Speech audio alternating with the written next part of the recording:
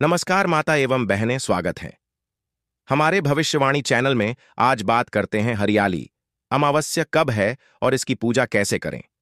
सावन का महीना चल रहा हो, आसमान से बरसती बूंदों की हर छन छन प्रकृति के जीवन में नवसंचार भर रही हो, और इसी मौसम में जब अमावस्या की रात आए, वो भी हरियाली अमावस्या, तो मान लीजिए कि यह केवल एक तिथि नहीं बल्कि धरती माता के श्रृंगार का उत्सव है।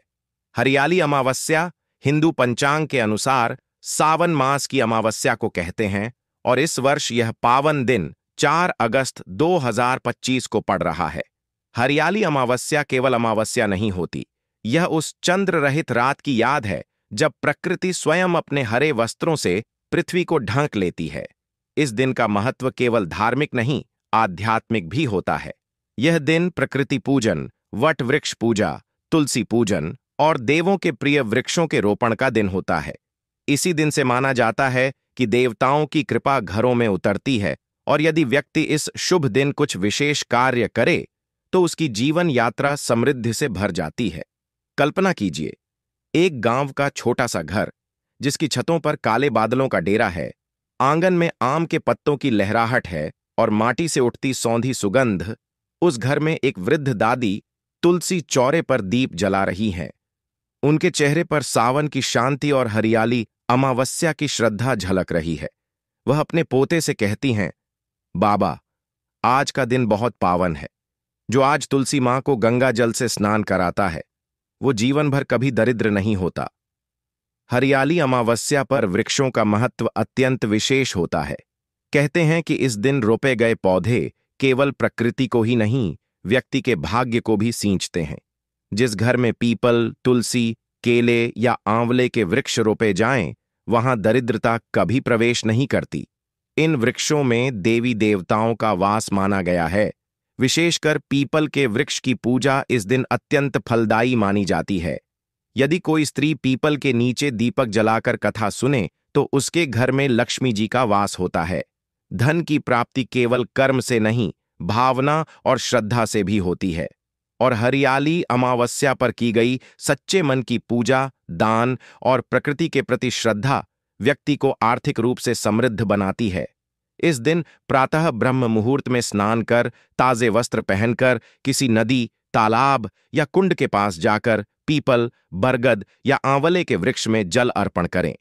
जल अर्पण करते समय मन में भगवान विष्णु, देवी लक्ष्मी और प्रकृति माता का स्मरण करें। ऐसा करने से पुराने पाप भी कटते हैं और नए पुण्य का आरंभ होता है। एक प्राचीन कथा है। राजा हरिश्चंद्र के राज्य में एक निर्धन ब्राह्मण रहता था। उसने हरियाली अमावस्या के दिन अपने घर के सामने तुलसी का पौधा लगाया और पूरे दिन व्रत रखकर गोधूली वेला में तुलसी पूजन किया। उसने केवल एक दीपक तुलसी मां के समक्ष जलाया और हाथ जोड़कर बोला, मां, मेरे घर में अंधकार है, लेकिन मैं प्रकृति के उजाले से उसे भरना चाहता हूं। वर्षों तक निर्धनता झेलने वाला वह ब्राह्मण अगले वर्ष ही राज्य का मुख्य सलाहकार बना और उसका जीवन लक्ष्मीमय हो गया। यह केवल कथा नहीं, विश्वास है, और जब विश्वास कर्म के साथ हो तो परिणाम भी चमत्कारी होते हैं। हरियाली अमावस्या पर एक विशेष परंपरा है, झूला उत्सव। विशेषकर उत्तर भारत, राजस्थान और मध्य प्रदेश में स्त्रियां इस दिन नई चुनरियां पहनकर, हाथों में मेहंदी रचाकर झूला झूलती हैं और कजरी गीत गाती हैं। यह केवल मौज मस्ती नहीं, अपितु देवी लक्ष्मी का आह्वान होता है। कहते हैं कि इस दिन जो स्त्री अपने घर के आंगन या किसी वृक्ष की शाखा पर झूला झूलती है और साथ ही साथ अपने परिवार के कल्याण की कामना करती है, उसकी प्रार्थना जरूर सुनी जाती है। ये परंपराएं भले ही सरल लगें, पर इनके पीछे छुपा भाव ही धन और सुख की कुंजी है। इस दिन भोजन में भी कुछ विशेष तैयारियां की जाती हैं। घर की महिलाएं खीर, पूरी, सब्जी बनाकर सबसे पहले देवताओं को भोग लगाती हैं और फिर परिवारजनों में प्रसाद रूप में बांटती हैं। इस भोजन को हरियाली प्रसाद कहा जाता है। यदि किसी निर्धन को यह अन्न बांटा जाए तो वह अन्नदान कहलाता है, और अन्नदान से बड़ा कोई पुण्य नहीं होता। शास्त्रों में लिखा है कि अन्नम ब्रह्म, अर्थात अन्न ही ईश्वर है, और जब अन्न का दान किया जाता है तो लक्ष्मी स्वयं उस घर में निवास करती हैं। हरियाली अमावस्या पर तांत्रिक दृष्टिकोण से भी कुछ विशिष्ट उपाय बताए गए हैं। यदि किसी के जीवन में बार बार धन की हानि हो रही हो, व्यापार ठप हो रहा हो या घर में धन आते ही खर्च हो जाता हो, तो इस दिन मां लक्ष्मी के बीज मंत्र एयूएम श्रीं ह्रीं श्रीं महालक्ष्म्यै नमः का जाप कम से कम 108 बार अवश्य करें। इसके लिए पीले आसन पर बैठकर उत्तर दिशा की ओर मुख करके जाप करना अत्यंत शुभ होता है। यह मंत्र जाप मानसिक शांति तो देता ही साथ नकारात्मक ऊर्जा को भी दूर करता है। गाय की पूजा इस दिन अत्यंत पुण्यकारी मानी जाती है। यदि घर के आंगन में या मोहल्ले की किसी गाय को गुड़ और रोटी खिलाई जाए और उसकी पीठ पर हाथ फेर कर आशीर्वाद लिया जाए, तो उस घर में दरिद्रता कभी ठहरती नहीं।